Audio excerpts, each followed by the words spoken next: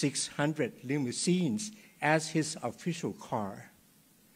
Ladies and gentlemen, may I present to you our keynote speaker today, Honorable Prime Minister Anwar Ibrahim.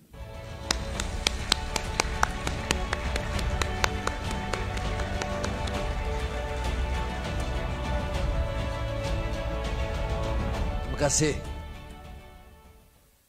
Thank you very much, Dr. Kanit, a very profound, respected economist in Thailand and a good friend. Thank you, Ziyap, for that kind words of encouragement.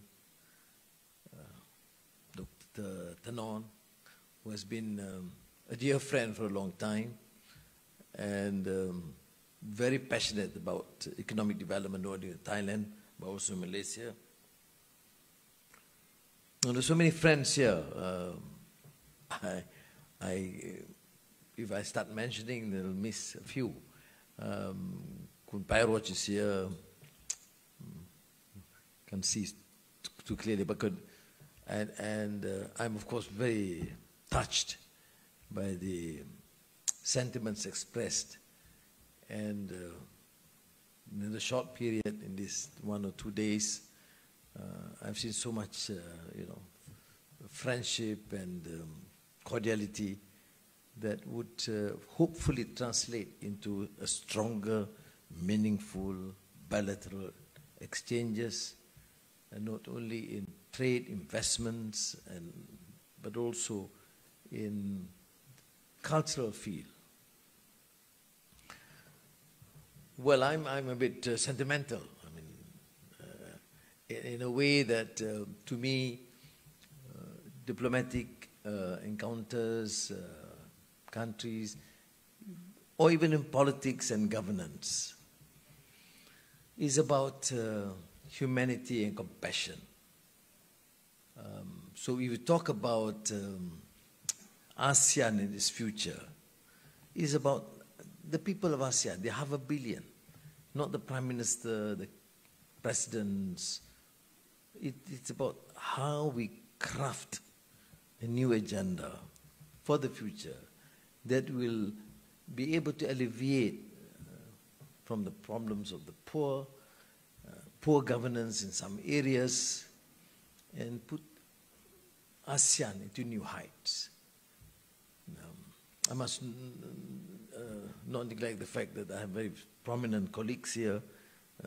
Foreign Minister Zamri is here, Home Affairs Minister Saifuddin, and Nick Nazmi, Minister for Energy, the Secretary General of the Ministry of Home Affairs, Foreign Affairs, and of course Jun Samuel, our ambassador. And most important to me personally is, of course, Aziza.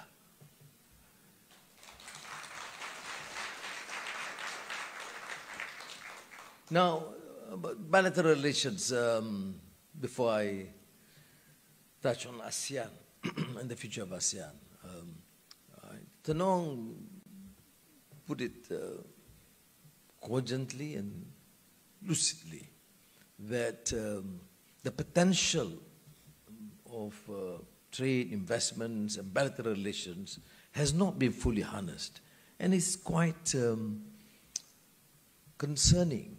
Why is it that among neighbors, Malaysia and Thailand has very good bilateral relations, but not substantive in terms of its trade, investments, and exchanges between governments? Although between the people or the rakyat, you say, it has been phenomenal. I mean, the huge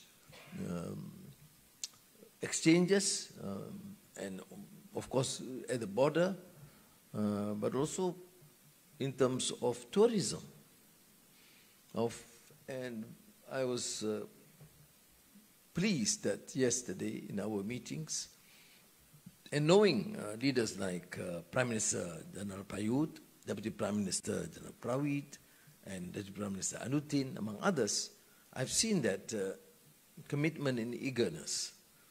And in the exchanges that we had between both leaders, I mean that whole team yesterday, It is quite extraordinary, very friendly, very frank, and some of the concerns that they express very clearly, including the concern about the peace initiative and efforts in the South. I've said yesterday, my position is categorical, not uncompromising in terms of zero tolerance for violence in the South. And you will take, therefore, greater efforts from our friends, the Muslims in the South, and the establishment here, particularly the army, to try to resolve this issue amicably. This is purely an internal issue affecting Thailand. But as friends, as family members, we have been at least asked to try and facilitate the process. And we are prepared to do that in a more meaningful way. What are the concerns? The concerns, of course, the concerns of any minority, their language, their religion, their culture. And the trust deficit. And what about the concern in Bangkok is because of the skirmishes and the sporadic violence from time to time. Both are perpetrated by a minority, but also sometimes the reaction which was considered to be overreaction. But these issues are not really that contentious in the sense that it could not be resolved. I've seen and talked to leaders here who are quite passionate and determined to resolve. And I think we have to persuade our friends in the South. Some of them I know personally. I've interacted. Must be persuaded to understand that they are part and parcel of the Thai community and nation. They may preserve their rights in their culture, religion, or language, as I, in my political philosophy, have tried to do in Malaysia. Malaysia is a multiracial, multi-ethnic, multi-religious country. And I want to present this new narrative to Malaysia, that every single citizen must be recognized, their rights, their belief, and must feel they are part and parcel of this great Malaysian nation. So it is not something inconsistent. And I think this is the spirit essentially in ASEAN. You have produced leaders like Tanat Koman. We had Tun Razak those days, and Adam Malik in Indonesia, among others, who had that foresight about ASEAN, which to me is remarkable. I mean, I've been in politics a long time, I've read quite a bit, and Thai history, Philippines from Jose Rizal, and the colonial period, and Malaysia's Indonesia, of course. But it's remarkable that we can actually produce great statesmen of vision for the region. Though ASEAN has not matured as an entity, and Dr. Tano made correct reference that particularly he is a banker, so in terms of financial, trade, investment, you can see this deficit. But in terms of his vast achievements in peace, security, and good neighborhoods, that is unprecedented internationally or globally. So I think we in the present generation and the future generation must take cognizance of that and try to relieve the initial spirit, the idealism, and the foresight in the among the leaders of that generation, and work beyond that. Unfortunately, we have to deal with this semi-turbulence or in Myanmar. Yesterday, I appealed to Prime Minister Prayut because you have to face the major brunt because the border with Myanmar. But we in Malaysia have to face a major problem of close to 200,000 refugees. Most of them Rohingyas, some from other ethnic groups from Myanmar. Of course, we say engagement. We've been engaging for the last 40 years. But there's a limit that countries can do. But I believe, and I've talked to President Jokowi of Indonesia, who's now chairman of ASEAN, talked to General Prayut, Prime Minister Sien Loong, and the Sultan of Brunei. And hopefully next week or so with President Bongbong Marcos. I call him Bongbong, I don't know whether there's a correct diplomatic name. I mean, I'll be guided by the foreign minister. There's also the problem of not using notes. Now, just to appeal to them that we have to go beyond. We don't want outsiders to interfere, right? We don't want the United States or Europe to tell us what to do. But we have to do something. We have to be courageous enough to try and resolve this. Well, they say it's internal affairs of Myanmar. Well, right. I don't think we should go and interfere and enter into a battle with them.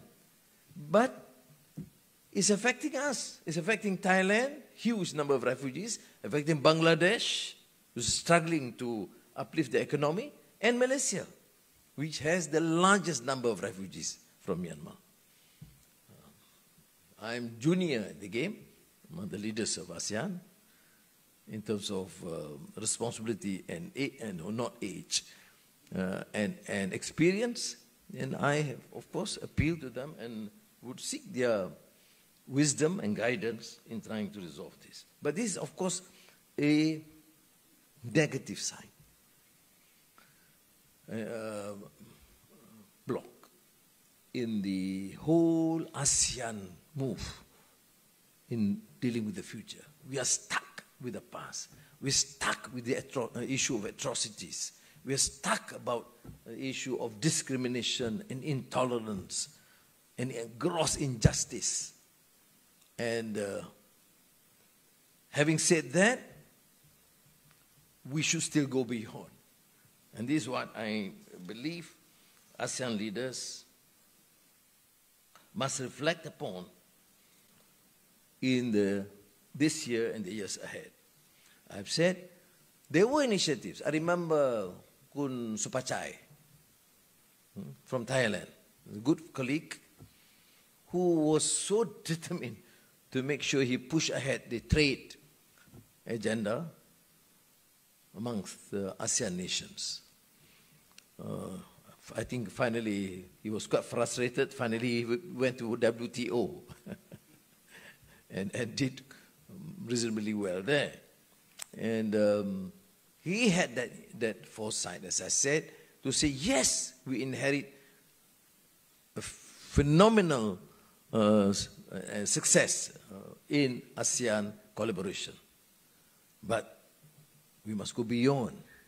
It's about economy. It's about connectivity. It's about digitalization. It's about new investments. It's about using and having this as an important base for the great powers economically, both for China or United States.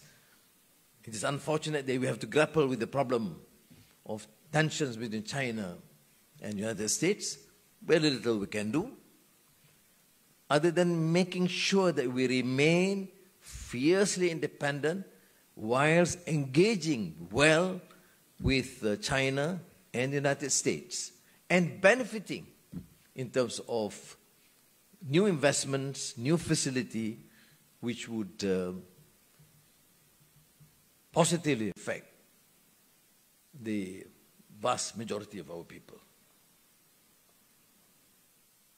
So ASEAN FTA and all the other initiatives, which has been ongoing. I mean, The foreign minister seemed very concerned because he thinks I'm too critical of ASEAN. No, I'm not critical of ASEAN. I am acknowledging the vast success, but I'm just trying to push this issue of trade and investment by using this comparative advantage of countries.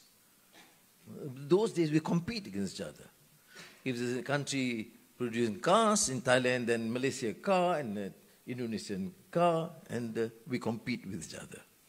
We can't even think of someone should produce lorries and the other one bus or the other car. We can't think in that direction because we are fiercely independent and in the event protectionist. So I think going beyond, because there are new areas where we can ensure that we would benefit. Because this relates to the issue of paradigm and technology. And the issue of paradigm and technology means that these new areas must be fully harnessed. We are still lagging behind. I mean, Malaysia is, of course, I mean, in that sense, comparatively, Thailand is more successful. I mentioned in food technology, in digitalization, in the modernization of the energy sector. And I think we would work together and benefit also from your planned new investments, which I will personally ensure that is given the desired support. We had, of course, the Chiang Mai initiative on trying to have new arrangements in the financial sector. Tanong even referred to the Asian Monetary Fund, which we thought could be a buffer. We cannot have the international financial infrastructure decided and determined by one corner of the earth.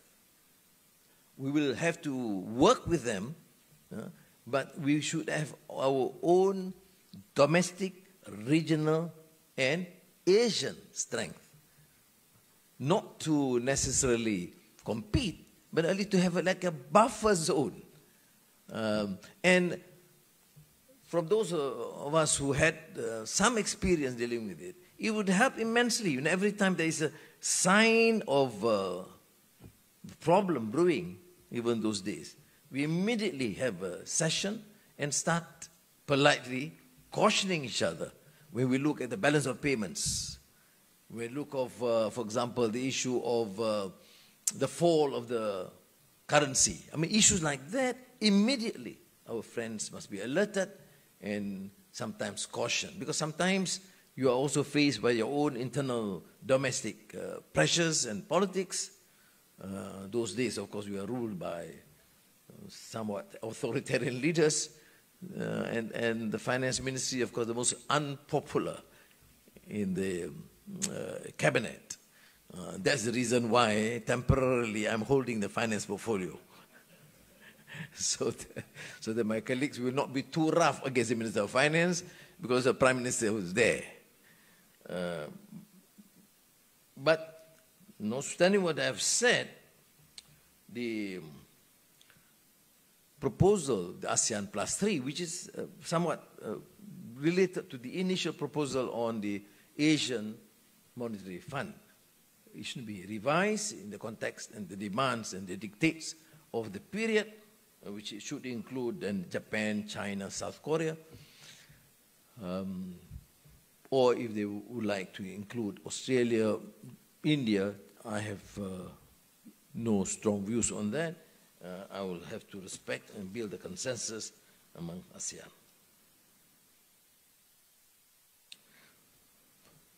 So I am still optimistic with the future of ASEAN. We should carve Myanmar out for now. And I don't think the Myanmar issue should frustrate our moves. It would be ideal if we could have just a strong consensus in giving a strong message to the Myanmar regime. You have every right to have your own domestic policies and priorities. But no country in these times should ever continue with discriminatory policies, marginalization of their people, or intimidating, or worse, perpetrating violence against their own people.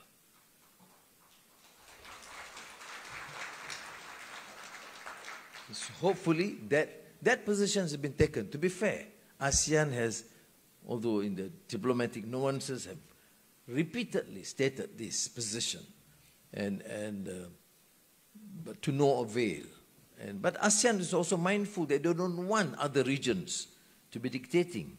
So there is a not necessarily contradiction in terms, but that should be taken as a challenge. If we don't want others to interfere, then we will have to promote, suggest new mechanisms to make sure that these atrocities perpetrated against their own people must end.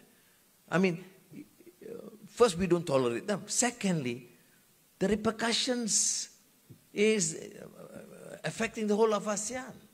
And I said, I mean, even beyond ASEAN, like Bangladesh. It is not just Malaysia, Thailand, in terms of refugees. Indonesia is facing that issue now. But in conclusion, I would say that to me, we have achieved some remarkable results. But for Malaysia, as I have said yesterday in my remarks to our Malaysian diaspora in Thailand, we will have to grapple with problems of good governance, ridding the country of endemic corruption, and to give meaning to what we believe and understand as democratic accountability. Democracy to us in Malaysia is not about elections per se. Democracy is about accountability. Leaders are not only accountable once in 4 or 5 years to their people. Leaders are accountable to the mandate, to the spirit of the Constitution, and to honor the promise to the people that they are supposed to lead a clean government that will use resources to champion, to promote the economy, propel the economy, yes, but to ensure there's justice for all its citizens. And I think that is a major challenge in Malaysia. Yes, mentioned about the tribulations of the past, but I think, as you said, I'm talking about the future of ASEAN. So if Anwar comes here talking about the past, a lot of story to say, but as Mandela used to say, we must forgive and move on. But we should not forget, because that should teach us and the people that any injustice should not be tolerated. I've learned the hard way. The tribulations is not easy. It was easy to say. I was here last few years to launch the book by Learned Queen's Council about the Anwar trials. Even then, I refrained from dwelling too much about the past, and to say that we have to learn from that experience how the enforcement agencies can be compromised, how even the judiciary can be complicit or working at the behest of the executive. We must make sure there is rule of law, democratic accountability, and to ensure that the economy must be propelled, not to serve the interests of a few, but to serve the interests of the majority of our people. So let me thank you again to the Kani, Tanong, the Malaysia Thai Chamber for giving me this opportunity. I'm always happy to be back here in Bangkok, and I must apologize in the short trip. I'm not able to meet all, but please be assured that you have in me, personally in Malaysia, a true friend. Thank you very much.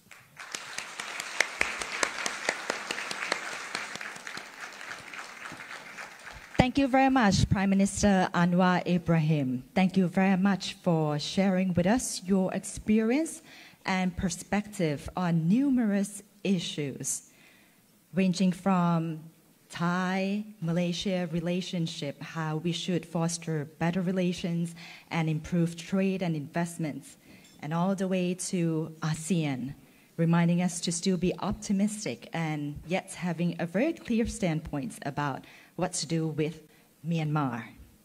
And also thank you for reminding us to learn from the past in order to pave the way for a better future. So next would be a Q&A session conducted by Dr. Kanit Sangsupan. So may I invite once again Prime Minister Anwar Ibrahim to please come on stage, and Dr. Kanit as well. Please give them both a warm welcome.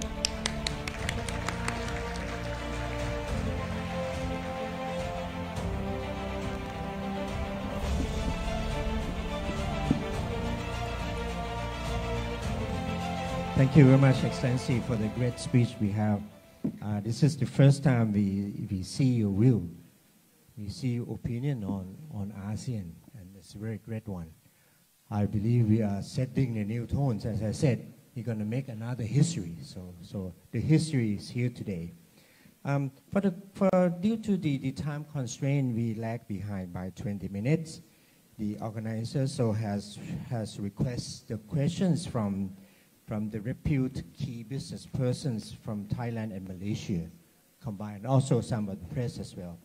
So that I would like to ask Kun Green Kai Tien Nukun, Chairman of Federation of Thai Industry, to give the first questions to the audience, to the Prime Minister Anwar, please.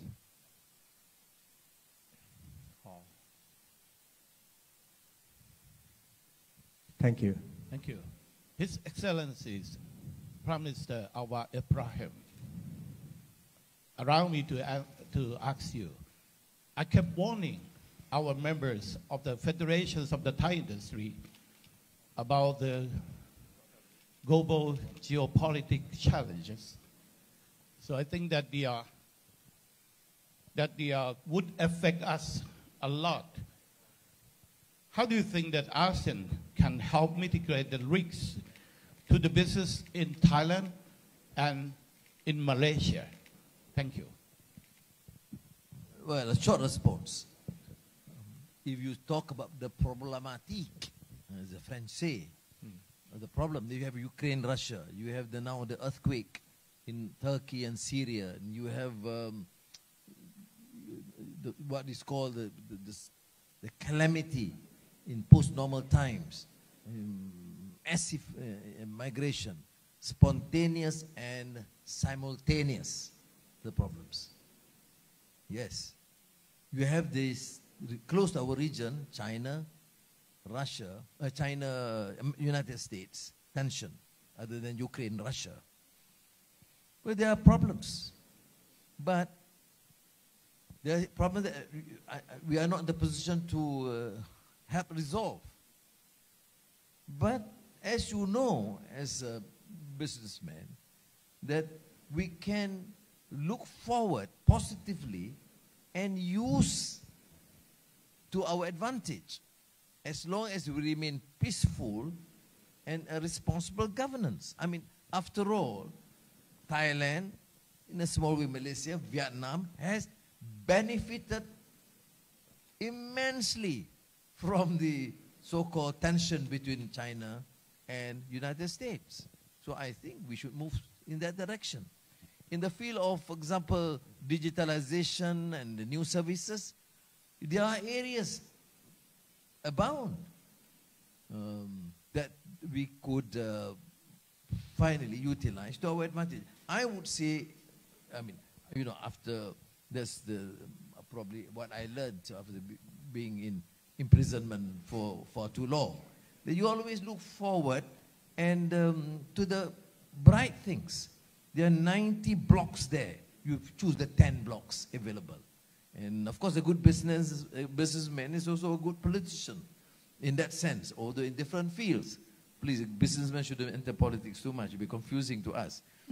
But instead of looking at the 90 blocks, and you can give lectures about the problems and hardships, you can use what is that, Michael Porter wrote about this comparative advantage. But I would say, what is there for us if you choose and find? And that's why I say the collaboration within ASEAN countries is so pivotal, because we are talking about 500 million people. You know, have we harnessed that? No.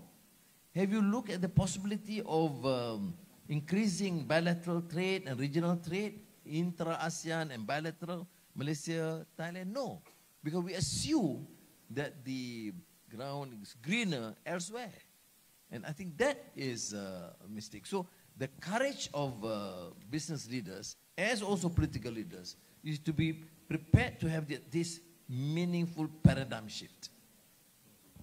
Very good. That's very satisfying for all of us. Thank you very much. The second questions will come from Dr. Kiambu. She is the chairperson of the Malaysian Thai Chamber of Commerce, the one that she doesn't want to give the speech to the audience, so give it to Dr. Yap. Thank you. The Honorable Dato' Sri Anwar, our PM, Malaysia PM. Just like what Mr. Yap say, I may be young, so my question can be a little bit young.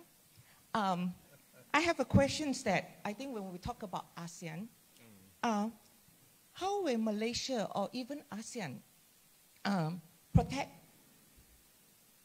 ourselves? That we heard about this, I don't know, is it possible a future thing that a severe economic storm is coming due to partly by the dollarization by major powers. And we have seen that with the Ukraine and the Russian war. And I don't want to talk about politics so much, but because you are also a finance minister, so how do we protect ourselves should the dollarization issue come out? You know, I know with China and Russia, not so much about politics, but how do we gear ourselves should this storm come? Thank you very much. Thank you. I'm not so much a financial expert like Tanong, but let me say this. As I alluded to earlier in the last question, you can look at the possibility of calamity and problems. From Bretton Woods, if you look history of financial development, you know, prior, post Bretton Woods, you will realize that it is the ingenuity and the capacity of probably the young experts to think outside the box. Okay, you anticipate it. You remember the problem of initial digitalization when there's going to be a calamity. Why? I can't remember exactly. But, you know, you come to 1995 or 96, it will be 2000. It will be disaster of the whole world. It didn't work because you must trust ingenuity of mankind to work and seek alternative. As I said, India, America, China, they would say it is going to be disastrous for the economy in the region. But it didn't work that way necessarily. You remember the Ukraine-Russia war? And the price and the inflation, and they say that will cause major depression in most countries, at least. That did not necessarily work that way. Does it affect negatively? Yes. But people are engineers in exploring new areas. Now, see, 20 years ago, nobody can imagine a country without coal or oil. But now, people are talking about green technology in a big way. People are talking about EV. I mean, here more successful. I'm getting major investments from Thailand to Malaysia. the electric vehicle. So I would see that. I mean, financial, the dollar today is not as it was 20 years ago. Most countries are having a basket of currencies. The yuan, the mark, the yen, is it strong? Yes, it's strong. Is it the major international financial apparatus? Yes. But is it as strong as it was 50, 20, 10 years ago? No. Which means, given a bit of time, we will be able to. I'm an optimist. And I don't think people can dispute whatever it is, except, for example, a major nuclear war. Then that's beyond us. Or a major war like Second World War, the last. Okay? But otherwise, we were able to withstand this and move on. But of course, we need to be reminded. So the question is relevant to make sure that, there's also this humility and caution. I always say sometimes successful politicians, successful businessmen lack humility. And that is the beginning of a disaster.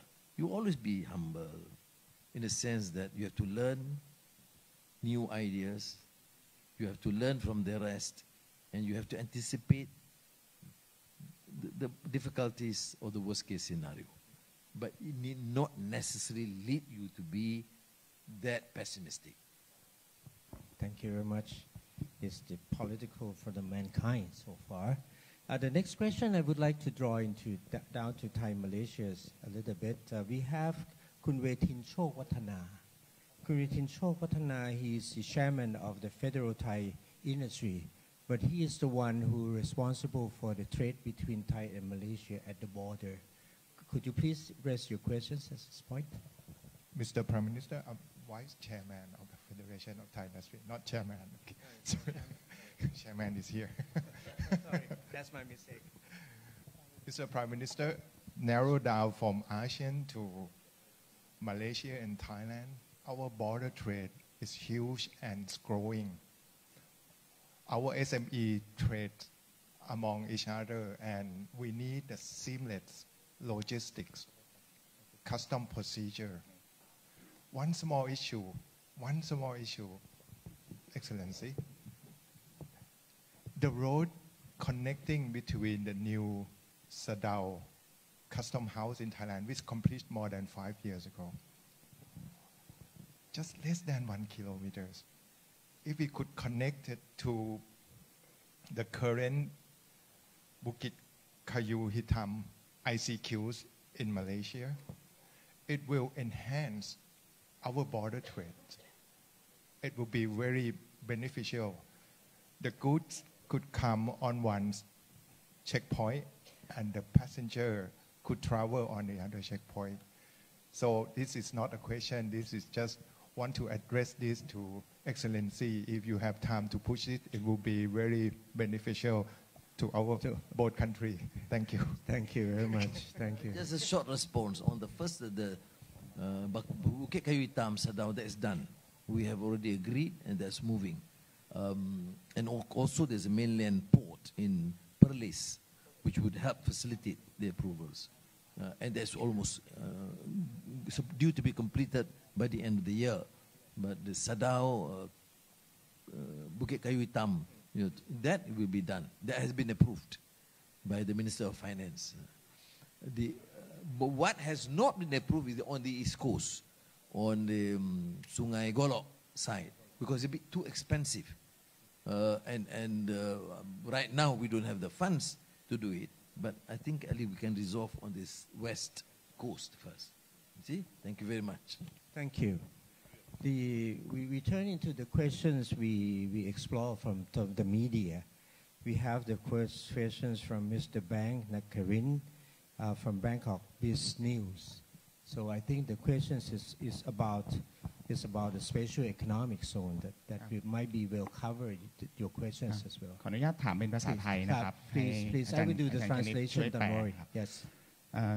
คือเคยได้ยินเรื่องของความเป็นไปได้ของการก่อตั้งเขตเศรษฐกิจพิเศษร่วมกันนะครับระหว่างไทยกับมาเลเซีย ก็เลยอยากจะถามท่านนายกรัฐมนตรีมาเลเซียครับว่าความเป็นไปได้เนี่ยอยู่ในขั้นตอนไหนแล้วก็เมื่อไหร่น่าจะเกิดได้ครับ The question asks, there is a news that there may be the setup of Thai-Malaysia Special Economic Zone jointly between southern provinces of Thailand and northern state of Malaysia. He asks whether is it going to be or when the timeline would be like, Excellency.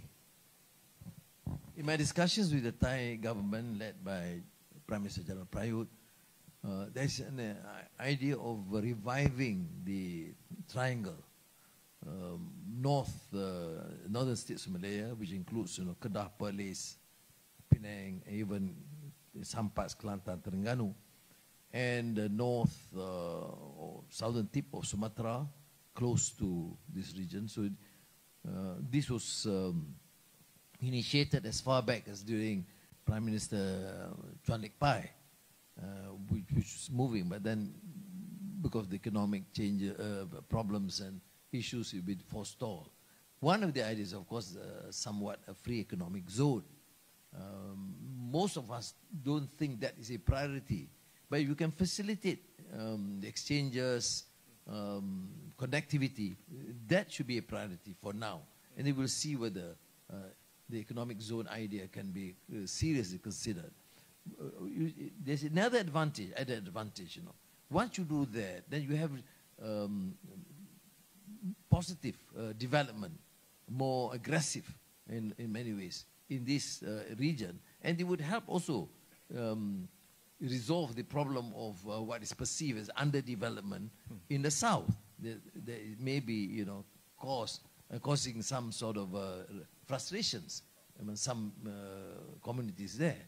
So it is a good idea, and I think we are committed, as far as Malaysia is concerned, to push forward the agenda in a more aggressive manner. I mean, it's not just a normal sort of a pace.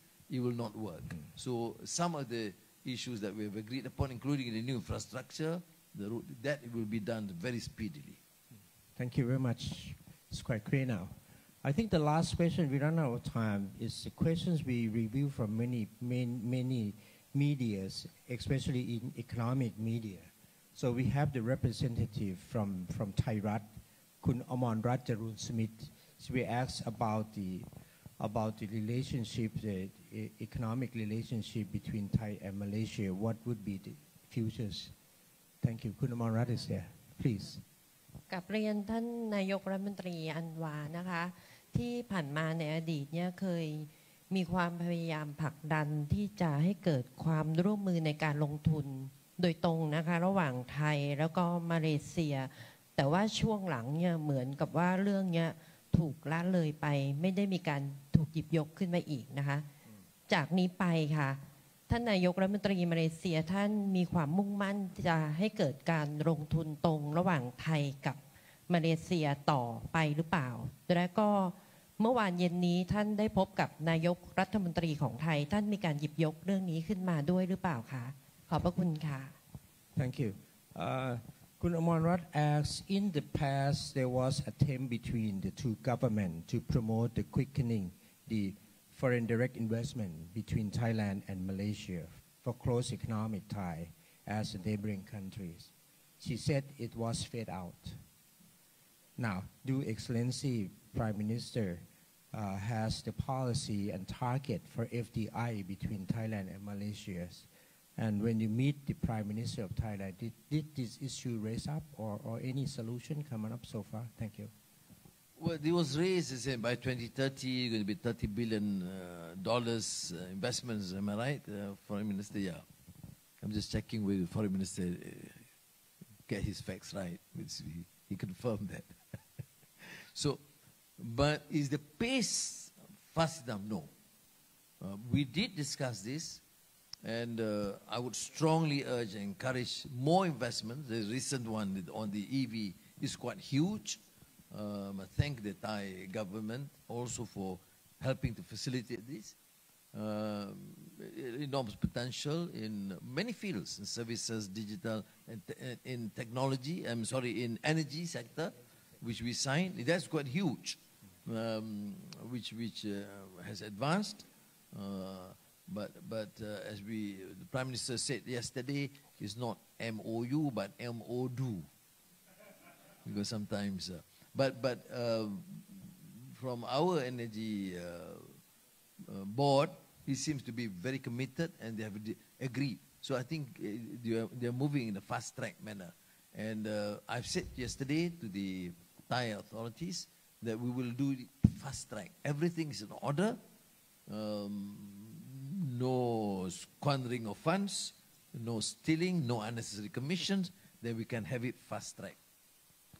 And you can see, hopefully, in the next 6 months, some quick sort of advance or increase in terms of investments into Malaysia and also into Thailand. Thank you very much. So I would like to end the sessions of questions and answer here. It took us 20 minutes longer than we thought now. So please. Thank you very much, Prime Minister Anwar Ibrahim and Dr. Kani Sangsupan. Please give them a round of applause.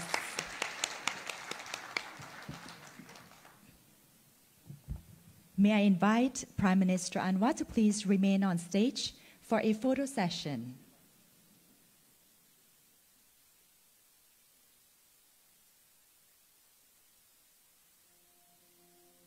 Next, I would like to invite Dr. Thanong Phitayat to please come on stage to present a token of appreciation to Prime Minister Dato Sri Anwar Ibrahim.